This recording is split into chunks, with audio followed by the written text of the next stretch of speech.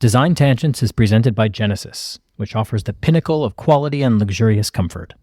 Genesis cars embody both elegance and power with audacious design and groundbreaking technology. From first glance through ownership, your experience will be nothing less than exceptional. Learn more at genesis.com. Without realizing it, I was in CEO boot camp for years. And so then when those projects shifted and I was put in those seats, it didn't even occur to me to apply different skills. And then all of a sudden I was an operator because that's what corporate people called it. I just thought I was a save the day, get it done, don't let the thing break person, you know? Welcome to Design Tangents, podcast from Cool Hunting, exploring the creative processes and inspirations that drive changemakers. I'm Evan Ornston. And I'm Josh Rubin. Ev, I'm excited for this episode with our friend Katie Longmyer. She is both a culture maker and a creative leader. And one of the things that I'm really inspired by is that she can own a P&L and run a company just as easily as she can throw a party. And her parties are fun. Yes. She helped create one of New York City's most successful and long-running parties at the Standard Hotel's rooftop Le Bain. She's been chief of staff to one of the founders at WeWork. She was the managing director at creative agency Mother's New York office, and more recently, co-founder of Prodo, which she's just left. An exciting time to speak with her as she thinks about what's next, and we get to be part of it. Yeah, it's very exciting. In our wide group of friends and collaborators, Katie really stands out as one that has this unique mix of skills, and she has such a high energy presence that just pulls, it pulls me in, I feel like it pulls in everyone around her. Katie's a misfit, and Katie's also kind of a misfit magnet. And she, it's true. It's true. She builds cultural experiences, and she witnesses culture, and she brings you along for the ride. And we're going to hear about her journey and everything she did to get where she's at.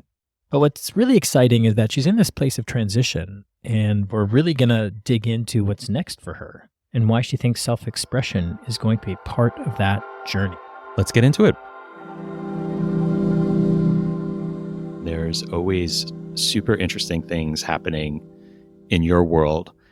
And before we get into current stuff, I kind of want to step back a minute and remember what you were doing when we all met. You had a company called Good Peoples. For nostalgia's sake, take us through Good Peoples and what that was and what it still means to you. Yeah, Good People started a really long time ago. I'm a club kid. I've been in nightclubs since I was 16. My mom now knows that, so I don't have to apologize on podcasts anymore. But I was doing the door at a club in DC and then a club in Baltimore when I was in high school. And that was where I found community. I was kind of a misfit weirdo. I always had good friends in high school, but I just sort of, one of these things was not like the other. It was definitely me. I found the other things like me in a club. I often say that nightclubs saved my life. Flash forward to moving to New York, and I found clubs and people, and I was surrounded by creatives, and we would always just be sitting in the club. It could be like 2 a.m, and someone would have an idea, and everyone would pile onto the idea, and then maybe a week or 2 later, a project would emerge. So that had manifested into so many things: magazine release parties, art projects, rogue, graffiti, warehouses, all kinds of things. And I started to work simultaneously at Warner Brothers Records as an assistant. And so I was acquiring corporate communication skills. And I realized that one of my superpowers was translating the creativity that was happening around me in a way where it could be palpable for corporate communities. And so when we were all brainstorming, I would just say, I know someone I can call to help us with that. And a lot of the times it would be the venue owner, or it would be a brand that I knew how to budget because I heard about it at work and I could reach out to them. And that's how Good People started. And the reason we had that name was because we were sitting at a club. I think it was Sway. Shout out to Roxy and Mondays at Sway. And somebody would always be coming over to the table, and they said I should always come over to your table, Katie, because they say you're always surrounded by good peoples. So that was how the name Good Peoples came. It was given to me. I can now claim marriages and careers of people and, managers and DJs who've met and things like that. And the way I think we met the first time was on the roof of the Standard, which was, I think, one of the longest running dance top roof parties in New York. It ran for 10 years. I think we ended up working together after that, which is, nightlife sort of accidentally thrust me into experiential design and production. And so I started getting tapped by corporate companies to do stuff. And then I also sort of like worked on both sides in the creative community and our collective creative community put us together. We did that MasterCard project where we produced a party at the same night in multiple cities at the same time. That was amazing. Yeah. And I think I did DC and New York. Yeah. It was like 6 or 7 parties simultaneously alongside an event at South by Southwest. So it was bringing that music showcase live to those different markets simultaneously. It was one of the craziest things I think we'd ever done. Yeah. And then, Good Peoples went on to throw, there was a point where I left the music industry and I opened a music venue. So I opened a club in Brooklyn called Brooklyn Yard. It was an outdoor club. And we ran that for 3 years. I started a music festival in that club that lasted for 10 years called the Brooklyn Electronic Music Festival. And I was just in it. I was throwing probably like 2,000 person raves with my business partner 2 to 3 nights a week. Now I say that and it sounds insane. At the time it seemed, to me it was like going to the office. It was just Thursday. Normal. Yeah. Yeah, literally. It was totally like, I got to go to the office. My office just has like everyone else gets to come. I will forever be a club kid. I will forever find my, I'm always looking for my community there and that place of home that you find with people who, share your values and your perspective. And I'll probably always, jump on I threw a party a couple months ago just for fun with some people. Like it's something I'll never put down. It's funny because you talk about finding your community, but I guess we think of you as making that community. You're making that for others. And yes, you're part of that and you're kind of along for the ride. But I guess we view it from a slightly different angle. Thank you. I think that is a very big compliment. I think for me, I think a lot of entrepreneurs say this, that when you ask them, like, how did you come to make the thing that you made? They'll say, I made the thing I wanted.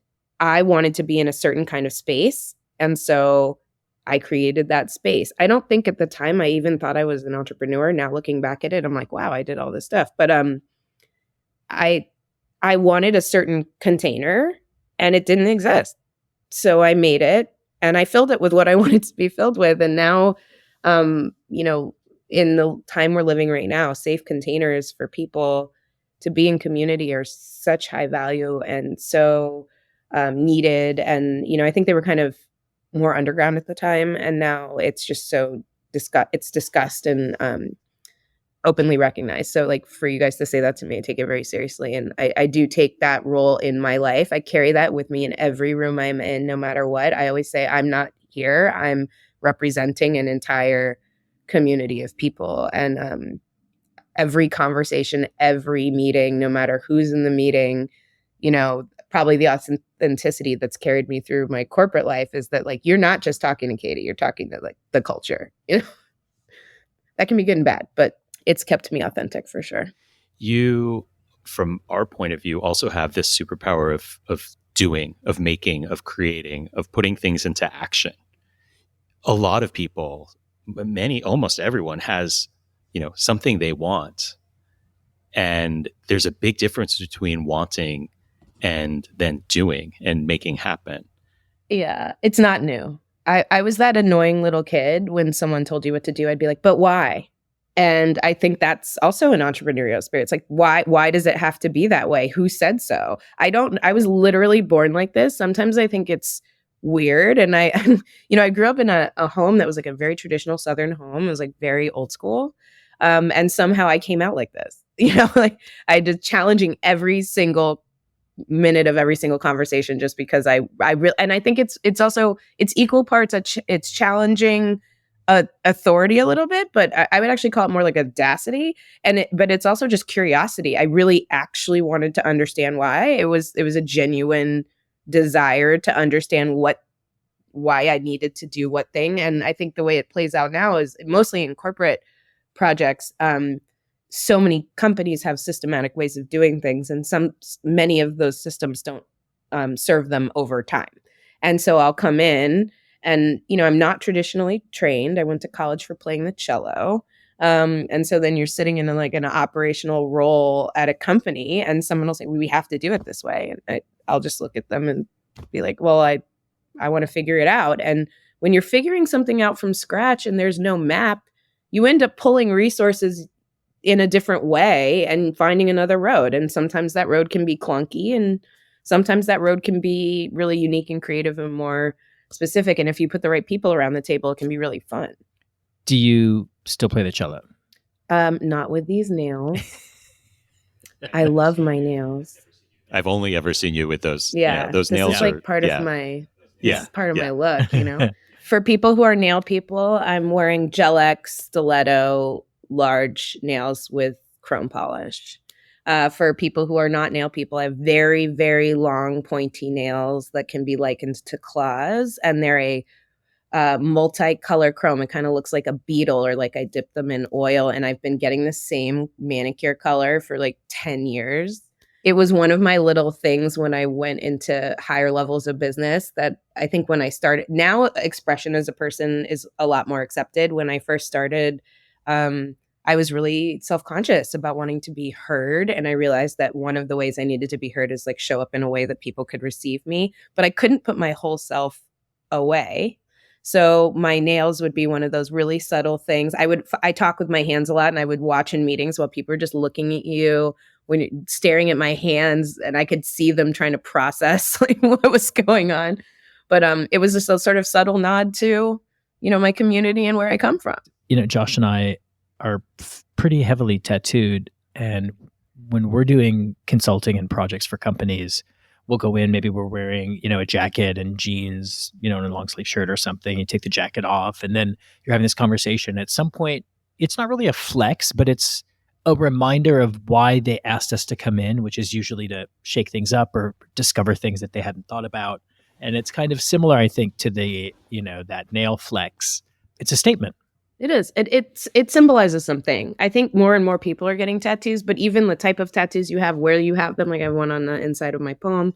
I mean, you guys have very serious ink, and it is a reminder that just, it's almost like a little bit like, don't think I'm just going to toe the line.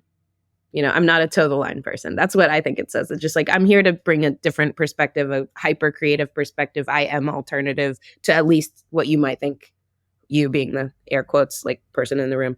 And I think it is good. I think it is good to shift the energy and shake it up a little bit. So you are kind of unusual in that you're both a very creative person. You are very much not just up on culture, but a culture maker. And yet you're also really an operator. You can run a business, and you have. That's a kind of unusual mix. Yeah, I think the thing that I've found the most when I work with artists and creatives is that's the thing they struggle with the most, because they're so vulnerable when they're creating, that then to package it up and sell it to someone or hand it to someone and operationalize the execution of an idea can almost bastardize their process. My creativity expression is people.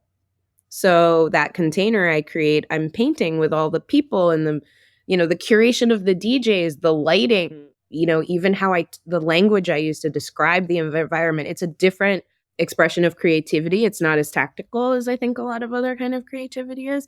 So I think that allowed me less preciousness with it. I mean, I still care, and I still feel strongly about my ideas, but I think my motivation is to penetrate culture in volume, and to be as out there as possible and impact a lot of people. A lot of people talk about culture from sort of like this very small, the nascent communities that it comes out of, and wanting to keep it pure and don't, sell out and things like that. But I'm like, what's better than everyone consuming what you made? Like, they don't have to like it, but I want them to feel it and be impacted by it. And the way you do that is execution. And when I was throwing parties at nightclubs, we were throwing warehouse parties. Like, how do you turn the lights on? How do you serve a bunch of drinks? What do you pour them in? Do I need a cash register? Who's going to clean up after we leave? You start asking yourselves all these questions. And like, I'm lucky I started when I did, because I got to learn from a lot of people because I was young. So when I was like a teenager into my 20s, I was following around other people, watching how they did it. So I got given a lot of tools. But a lot of times, you just figure it out. And like I always say, a good executive producer is someone who's done it so many times that they don't even need the scenario plan. They've been in the scenario before. What happens when you run out of all the cups? What happens if there's a line down the street, et cetera, et cetera. And that turned me into an operator. I think that a producer, and this was actually how I ended up at Mother, and is the US CEO, Peter, said this to me. He's like, I think a producer is like very much like a mini CEO. You have to talk to vendors, you have to exchange monies, you manage budgets, you have all different kinds of personalities, you're bridging creative and execution. And so I kind of, without realizing it, I was in CEO boot camp for years. And so then when those projects shifted and I was put in those seats, it didn't even occur to me to apply different skills. And then all of a sudden I was an operator, because that's what corporate people called it. I just thought I was a save the day, get it done, don't let the thing break person, What is Mother for people who don't know? Mother is an incredible creative agency. It's global. I was in the New York office, and in the US, there's a New York and LA office. Known for incredible work, some really iconic work that, some of the most recent work that really sticks with people is like Target. They had Target for a really long time as a client. They did a really cool activation at the Standard, which a lot of people have seen the video of. A bunch of people, they did a light show and dancers in the window of the Standard. And that was, I think, really award winning. But they've been winning awards For a long time. for a really long time. And they're known for their very unique perspective creatively on approaching ideas. And I worked at Translation, another ad agency that was known separately for how they do culture work. And those were probably the only two agencies that would resonate with me. And when Mother was even interested in me, it was on my bucket list to work at Mother. And so, yeah, I ended up getting to be the MD of the New York office there for a year, and I really enjoyed it. You talk about penetrating culture. You talk about being an operator, and you talk about CEO boot camp. And I think that all is a really good segue to talking a little bit about Proto. But before we do that, I just want to throw to break. So we'll be right back. It's time to discover a new approach to luxury automotive, where Korean sensibility meets audacious design, groundbreaking technology powers every ride, and your experience, from first glance through ownership, is nothing less than exceptional. Learn more at Genesis.com. Katie, something you've been working on for the last couple of years is a startup called Proto. Can you tell us a little bit about that? We call it Proto Collective. It's a group of co-founders, an unusually large group of co-founders, for what you would expect. And it was an idea that was fostered out of what was missing in the marketplace. So it's a sneaker company first and foremost. We call it footwear because we didn't want to be isolated to sneakers. We actually made slippers that were really cool. But we wanted to be equitable. We wanted the products to be admirable. And one of the words that we would always use as one of our core values is considered. Everything's considered. When we came together, it was a bunch of minorities. So it's a bunch of people who are all self-made, all came down our own path, all different walks of life and backgrounds. We're all different races and, sexual identities and things like that. And we all really cared about the same things. And we were looking at the footwear market, and we said, when you look at these companies, the people who make the shoes, or even just the people at the top of those companies, don't look like the people who are buying the shoes. And there was just a very clear disconnect in the sneaker industry, which I think everybody is seeing right now as more and more individual companies are coming out and the designs are significantly changing. And so to us, it was like table stakes to be a company full of people who are of the culture and love sneakers and sneaker culture. And also to be sustainable. So we didn't want to throw the word sustainability around casually because we were very aware of what that can mean. And like, greenwashing is a real thing. And we just wanted to be as authentic as possible. So what we said was we're going to try our best to make these products as sustainable as possible. And that's why we landed on considered, because we weren't just considering just that. We were also considering who's wearing them, how we were talking to them, what they saw when we were, putting ourselves out in the world. All of that was considered. A fact that people don't know about sneakers that I did not know until I was in it with the experts that I worked with was that the component parts of sneakers aren't all in the United States. Some of them just simply aren't here.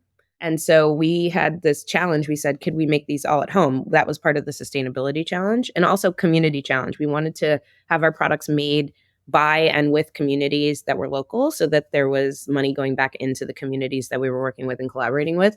And we actually had to expand to the Americas, so including Canada and Mexico, because that's just where more product was. So we still feel like we got close to home. We still, we're very sustainable, but that was an interesting learning. And one of the things Proto set out to do is create our own, pipeline of making things. It's the extreme design challenge, right? Can you make a shoe that's cool?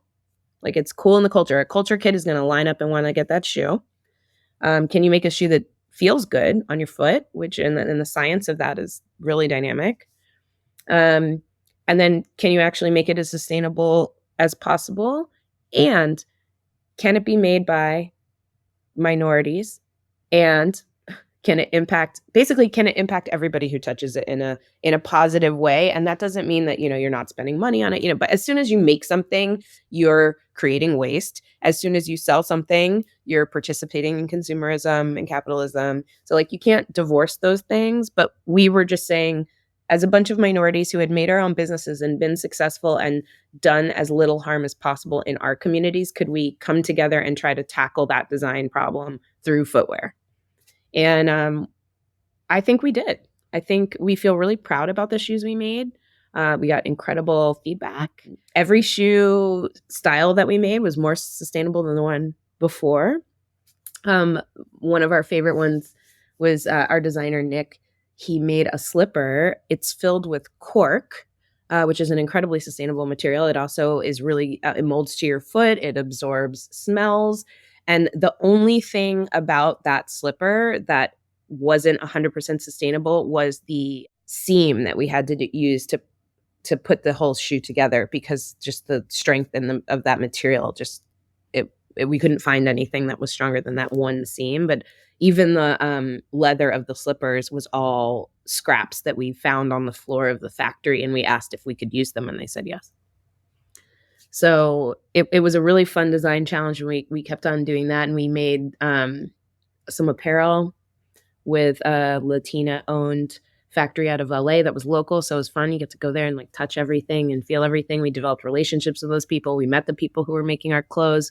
We made sure that the money was going back to those people. And even our factory partners were innovating on their own and, teaching people in their factory to do different things, creating community work. And so that's why we picked the partners that we picked. Our vendors would show up and go above and beyond because they were just so stoked to be there. The community showed up. We had so much brand affinity before we even had a lot of styles out, just because of how positively people were responding to the efforts that we were making to be considered. And I don't think I know of another sneaker company that was as diverse as ours, both in partnerships externally and internally in our staff. And so we're really proud of that. I remember we had a conversation that might sound really boring, but it was talking about, you were really serious about all of these things. Where can we find the right components, and can we find them locally? If not, what's the next best opportunity? How do we make things sustainable? How do we make it equitable? How do we create it by and for of the community? And one of those challenges was banking. Mm-hmm. And you were looking for a bank partner that was in some way, shape, or form like BIPOC owned, minority owned, female owned, LGBTQ owned, something. And you had a really, really, really difficult, if not impossible time doing that. Is that Is my memory served correctly? That is true. It was the biggest challenge was finance. I think that it goes without saying that institutionally wasn't an accident. All the more reason for us to lean into that in particular. We did find a women-run and owned bank that Sophia Bush is actually on the board and introduced us to them. But they had just kind of they were getting into this business support aspect of their business. And so they couldn't do international wires yet. And so we could bank with them a little bit, like there's a little bit like, do you hold some money over here and some money over there? And then I'm sure everybody knows there's a lot of really great Black owned banks that are standing up. They hadn't at the time. We started in 2020. So some of them were stood up, but they were not stood up all the way. We landed at Amalgamated Bank, I think, in New York for a while. And they had a Black female CEO. But they had to paper everything manually and use wet signatures. They hadn't switched over to DocSend or DocuSign. One of the big hurdles was it was 2020 and everybody was in lockdown. So like getting papered signatures where multiple co-founders were in multiple states was like impossible. So we ultimately had to switch banks. And then we went to First Republic and the bank run happened. So banking was quite a challenge for us, but we did land somewhere okay, and like we got through it. And ultimately it just, if anything, those are the kinds of things where if a company like Proto can scale to a size of like, think about a size of a Nike or an Adidas, and they say, I learned this at WeWork, but like, if a company at scale says, hey, I want to do it this way, all of a sudden the partners have the opportunity to show up to provide that because they have someone who's at scale who can like, it's like kind of a mutual partnership of like investment and return when everybody can get there. So that was one of our goals, right? To generate enough so that we could start pushing our partners to have to show up in the ways that we needed. And to their credit, they were all amenable and wanted to figure it out with us. And I think we were just a little early to the banking game. I think now it's a little bit better, but which is great because this is just you're talking about the last couple of years. So there's been a lot of progress in the last 3-4 years. Exactly. Yeah. Exactly. Did you hear from the big sneaker companies, Nike, Adidas, others, over the course of Proto gaining traction and attention? Nothing direct. Everybody on the team was deeply connected to the sneaker culture. So we have Jeff Staple, we had Melanie Asani. Like there were people who were deeply tapped in and collaborating with other sneaker companies and platforms. There was an article that came out that mentioned, and I'm going to try to not name names, but mentioned one of the co-founders, and one of her partners called her. They were just like, what's going on here? What's this sentence say that says you're doing this thing when, you're committed to do this other thing? And it had already been all carved out and it was fine. But to me, that was like, I was like, you scared over there? Did you not like that? They noticed, and I was kind of like, okay, noted. And then we had one employee poached by another sneaker company that was more like our size. And they were incredibly talented, as was that other company. So I take that as a compliment. But yeah, like people were definitely around, but moving kind of like that. Like I don't think nobody came up being like, what are you doing over here? I wouldn't have been mad at it if somebody wanted to call and just say, hey, I kind of was curious. I know that a lot of those big companies will just come and try to absorb projects like that. It wouldn't have even been bad if a company like that wanted to absorb us as an entity and maintain the initiative. But I just don't know how much we would have been able to maintain that sort of like our own rule book about how we wanted to move through the world with minority partners when you get absorbed into a big entity. So that never happened. As a change maker, though, as an agent of change, getting noticed is huge, right? Getting, that these big companies, these billion-dollar companies were seeing what you were doing with Proto and paying attention. You are working on something that is highly desirable for a lot of people, and maybe they need to consider some of the ethics and the philosophies and practices that you put into place with Proto if they want to be able to move into the future. That's my optimistic point of view. I mean, I agree with you. I think there's this quote from Succession that I love where he's like, I'm trying to move a 1 million pound tanker, because that's what I imagine when a company at that scale is trying to pivot, right? For them to pivot, and you have that many products and that many people and that many ways of doing, and you own your warehouses and your supply chain, you own it all. That is a hard not to undo, right? That's hard. Someone like me is like, oh my God, what's here that I can blow up? I can't wait. I would love to get in there and blow it all up. But it's not for the faint of heart to, and I do not envy the leaders of companies like that who obviously know this is the way, because we started from scratch. Like I was actually talking about before, we didn't have any limits. We didn't have any ways of working. We didn't have any kind of forced, the industry definitely, at the very beginning of Proto, almost every single meeting I had was with a white man over 50, and almost every single one of those men basically caught an attitude with me about what I didn't understand about how the business worked. And my fairly polite answer was, I totally respect and hear that, and you're a very accomplished person, but I don't really care. It was just I want to do something else. I was like, cool, totally heard that you did it this way mad long. If I have the resource to be able to try another way, I'm going to try. And what almost every single one of them just jumped on board. Some of those people are component parts of Proto Shoots. Mm-hmm. So, and that's that innovation of Proto is they wanted to know if they did, I think there was so much skepticism because there weren't people who were resourced to make those changes. And we were so small and nimble, and we were making we started with one style, and it made it easier to test and iterate. We would do 300 shoes at a time on purpose so that we could figure out what was going on. And everyone who had a pair, we wanted them to tell us what it was like so that we could make iterations and changes and things like that. And now I think, these big companies, they don't have a choice. This is happening, and more small companies are going to come and blow up and scale really fast. And we all know they're all restructuring right now as a result of trying to sort of hack into this matrix and do that. You mentioned one of your partners at Proto, Jeff Staple. I just want to give a shout out to Jeff. And for those listeners who have not heard the episode that we did of Design Tangents with Jeff Staple, highly encourage you to do that. We're going to head to a quick break, and when we come back, we're going to talk about what's next. We'll be right back.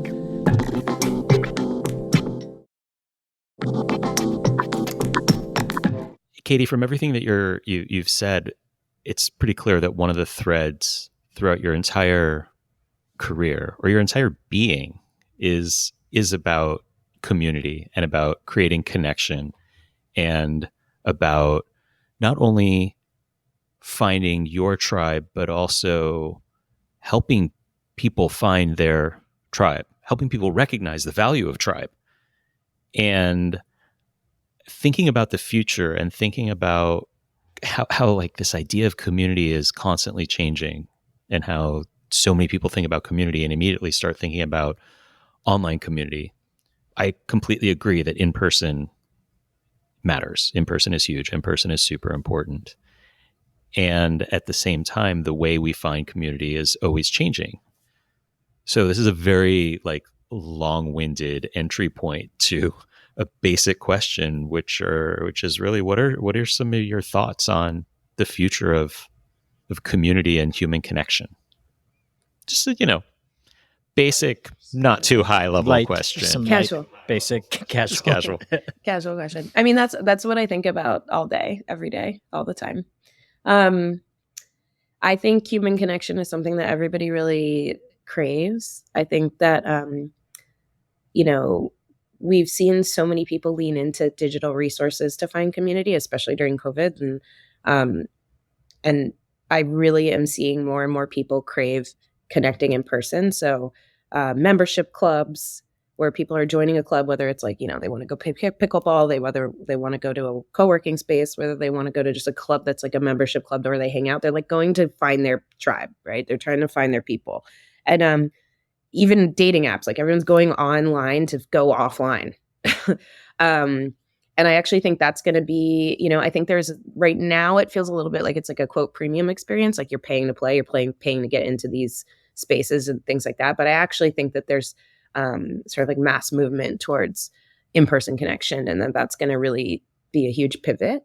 I think that you see that in the language that people are using, and I think the way people are expressing. So you said social media. I think that, the whole look at me, see and be seen aspect of social media is now pivoting to let me share about my day. Let me talk about how I'm feeling. I think destigmatizing mental health, being more vulnerable, that's all connection. And that's the kind of thing that's like, did you give someone a hug today? Like even conversation around intimacy, like physical intimacy between people is starting to become more normalized, which after coming from, kind of like a nightlife community, all of that's really normal there.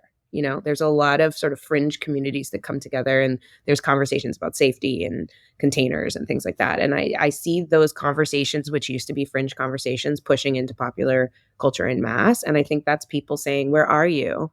I want to hold you. I want to talk to you. I want to look at you. I want to feel what you're feeling, whether it's good or bad. And I think that actually is going to drive a lot of things. I think we're starting to see it drive consumer behavior. I think we're going to start to see, I was listening to a podcast about how the company Bayer just got rid of managers so that they could have their employees come together in person and connect and bubble ideas up. So it's even changing infrastructure of companies, partially because like consumers aren't resonating with the way they're being talked down to from, advertising and communication. So I think it's a shift that's slowly bubbling up. And I think that everybody's moving in that direction. And I'm hoping that I'm going to see more and more and more of it. And it's not a premium thing. I actually think member clubs are a cool thing to have, but I think the hotness of them is going to go away in a second. And I actually think experiential art is going to really have a moment. So Andre 3000 is a really good example of that.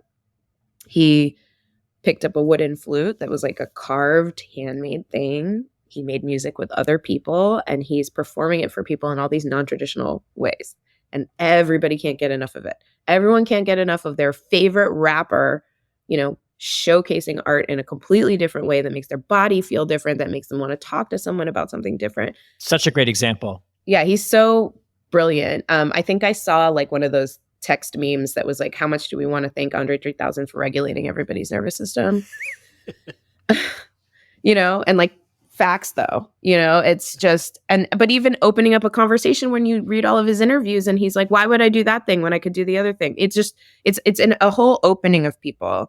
And I think experience design and how people interact, like colors, lights, other humans, music, conversation, everyone wants to be in circle. Everyone wants to be in discussion. Everyone wants to be around a table, around a dinner. I think all of that I think we're coming home to that in a really beautiful way. And I'm looking forward to sort of like how that influences capitalism, honestly. How do you balance those two things, that desire to have community in person and also the need or the opportunity to have a much broader experience of having that community digitally? Like for you personally. I use both. And I'm, everyone's scared of AI. I actually think it's inevitable. So it's just sort of like, these are tools at our disposal to help scale. Like, I told you, I really want to impact as many people culturally as possible. The internet is an incredible way to be connected to someone. Like if I had been a 16-year-old kid trying to find my people and the internet it existed at that time. But like the ability to connect at the level that you can connect now as someone, on the other side of the world in all of these kinds of places, it's such a resource. Right. And then like, that's how you can take one step to go to another. And I'm not going to pretend that like everything's always warm fuzzies, right? Like good and bad things can come out of that. But also community self-regulates. Like being a minority, like we're all minorities here. Like we all came from communities that had to create space, protect that space, nurture that space, and create rules and safety for that space. So like I do believe in that. I do believe communities have that capability. I think that they can hold that. And so like the internet is a place where it can start and it can be a place where you can share. Like I like using it as the scale for like getting the word out. So more people can see the art, more people can consume what you made, more people can be invited in, more people can find their people. But, ultimately, I do think that that's just a road to yourself and to your neighbor, for lack of a better description. It's like the person sitting next to you can be your neighbor. I feel like you've just kind of given a vision statement for a new kind of social media. Yeah. I mean, this has always been your thing, but I think this is your next thing. Like, as you're thinking about what's next in your world, the passion and purpose that you bring to this conversation, it's like, yeah, you obviously you need to be doing that. And yes, you're an operator and you can do, but the what and where has to be in line with this mission. It's like it is you. It is so you. Yeah, I can't imagine how I would survive if I couldn't be surrounded by the misfits like me. Like, they're the ones who kept me standing this whole time. And so how could I not build around that? You know what I mean? I do believe I can build around that at scale. I mean, Proto is and was like a experiment of doing that from scratch. I also believe there's an opportunity for every single company to go down this road. It's just, it's scary for a lot of people. Just like, imagine the first time you meet someone or you go on your first date or you make your new friend and you kind of want to go up and be like, hey, like, I like your shirt or whatever.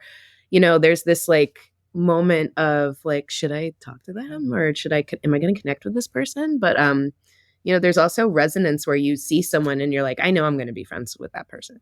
Like, I'm like, I know that. I think that's my person over there. I'm going to go find them. And like, I think that application can be done like inside companies so that people collaborate differently and then with consumers. So like, it's just really interesting. And I wish I could say I had some kind of templated, amazing method that I could sell to everybody. Maybe I need to make one, but I do believe that it's driven by people, but it's going to start to get reflected around every single thing that they touch, and it's going to influence. I mean, a lot of what you're describing is, it is energy, right? It is the way we vibe off of each other, and I think that a lot of people are comfortable with certain constructs that help describe energy.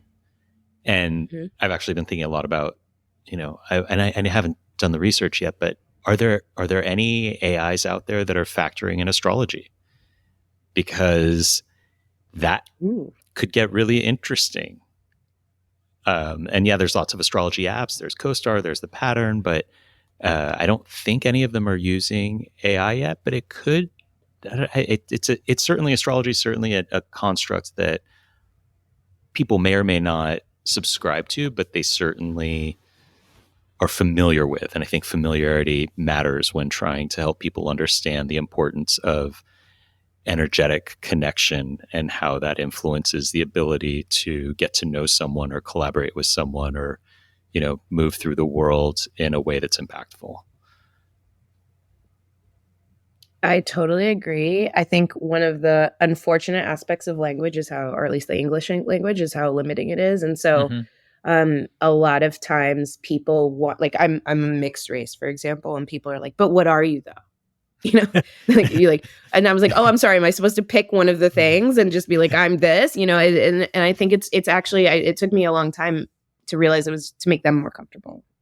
They were, what they were actually saying is, I want to know how to interact with you. So I need you to label yourself in a way that I can understand so that I can then engage. And, it's not even a bad thing. It's just a way of trying to understand. And, like, to me, that the word resonance is something I'm like super fascinated with, in physics, just, energy that bounces off of another thing. And if they do that in a way that can become symbiotic is really cool. And there's a book called Your Brain on Art. Ivy Ross. That's really interesting. Yes. And she studied resonance. And so to me, that book is super interesting because it's taking science and creativity and humans and smashing them all together in a purposeful way. And I just highly recommend that book, and also just think that that's it's not woo-woo shit, you know what I mean? Like to your point, like astrology is a way like to say what's your sign, so you can show someone sort of like a combination of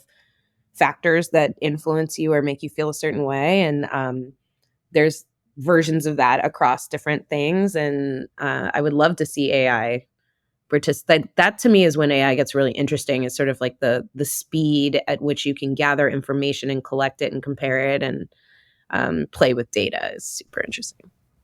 I do want to get into shibari. Yeah, we can. Can you tie knots with those nails? Oh, I do not. I'm not a top. All right. So you don't need to tie knots with those nails. Yeah, I'm a rope bunny. Yeah. No, I don't need to tie knots. I literally, the most recent time I was tied, I was so in awe of the person and their meditative process that I thought about it, being like, this looks like such a meditative act that would feel really satisfying. And then I thought to myself, I was like, yeah, no, I don't want to do that. I don't want to tie other people, because it's such an, at least in my experience with it, shibari and rope tying, there's all kinds of experts who should talk about it much more extensively than me. And I think the first person I experienced shibari with was Marie Sauvage, and she has a podcast out, so definitely check that out. But for me, the art of it is what drew me to it, sort of the shapes, and that art could be made with the body, but there's this connection that happens between the two people. It's a resonance connection, obviously, and the types of ways that I like to connect, I don't think I would want to lead. I think, in my experience, when you're allowing someone to tie you, it's a conversation, and it's mutual. And in in a lot of BDSM communities, and like I don't even want to just shove shibari into there. So disclaimer, I'm not shoving shibari into there. I'm just making an analogy of sort of like shared power. There's a mistaken communication that like the dom is in charge of the sub, when actually, in my experience, it's like a very beautiful, sacred, intimate space where the sub is actually holding a lot of the power, because they're the person who decides, like, yes, I want to be tied. Yes, I trust you. This is okay with me. Like, it's like all the permission is coming from the person who's receiving. And so the beauty of shibari is like, I would like you to make me a piece of art. At least this is what I tell myself, is like, I want to be, I'm giving myself over to a piece of art, to the whatever limitations that I personally have. And then I'm actually trusting the other person to feel some of my limit. There's a lot of nonverbal communication for me. I'm not a very big verbal communicator, but there's also just sort of like a trade-off of sharing and resonance, like with the two people. And so what ends up happening is a combination of what's happening with you and what's happening with the person who's tying you, and like their style of tying, and like the environment you're in, and everything. And it's so powerful. Talk about being held. You literally are being held, like in rope. You're suspended, and it for me, it creates an incredible sense of peace. I think you can read a lot about the sensations that happen when you give yourself over in that way. And I think maybe because I've been running around so much in my life, shibari is new for me, and it came into my life because I've been admiring it for a long time. And then when I tried it, it was literally like, boom, it was over. And one of the women who tied me, she said that happens to a lot of people. The second they touch rope, it's just like, you just sort of, it opens up a portal of experiences for you. And another thing that's really interesting for me is I'm very aware of everyone in the room. So I think that's a nightclub thing. Like, I could literally feel the energy of each individual in a nightclub, and I know that there's volumes. One of my party tricks is telling you how many people are in the room, and then looking at the clicker, kind of like the jar of jelly beans kind of thing. And I'm usually like, can do that I can do that, and I can touch a pile of money and tell you how much money is in it if I know what bills they are. Those are my two party tricks from nightlife, because I had to deal with both of those things so much. But when I get tied, I lose all awareness of everyone other than the other person. It's crazy. Like, I hosted an intimate gathering of all women so they could see and experience what shibari could be like. It was all dear friends of mine. When I came down, I looked up and I was like, oh, hi guys. You were very present, but you were also not aware, if that makes sense. Yeah. You're deep in my body, deep in my subtle body, deeply connected with the person who I was working with. I couldn't have even told you how long I was up there. I couldn't have told you if I was fully upside down or not. I saw videos and photos after that I thought were beautiful. Like, half the room was crying. so moved by what was happening. And it was so interesting. It's one of the first times I've had one experience, and then when I went to share it with everyone, their experience was so different than mine. It was equally beautiful and powerful, but it was so different. And I think maybe that's one of the reasons it's so powerful for me. I love that. Thank you for sharing that. I love the ground that we've covered in this conversation. Thank you so much for joining us, Katie. And here's to what's next. So hopefully we can help be a part of that in whatever way we can. Thank you for having me. Katie, I know your schedule is really busy, and we very much appreciate you taking the time to sit down with us and share so much about you. It's you don't normally talk about yourself, so we're really grateful that you're sharing this with us and all of our listeners. Thank you so much, Katie. It's always inspiring to just to chat. If you're new to Cool Hunting, we've been reporting on creativity and innovation since 2003.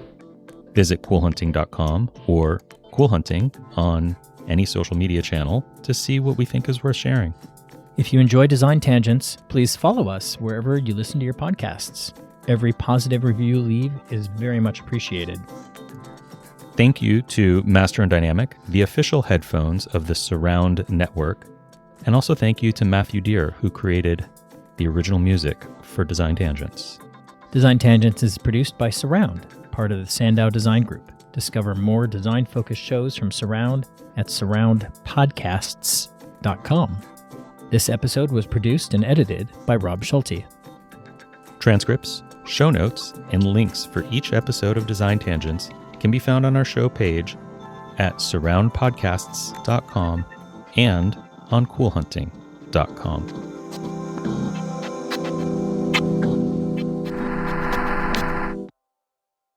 We'd like to thank Genesis for their ongoing support in presenting Design Tangents.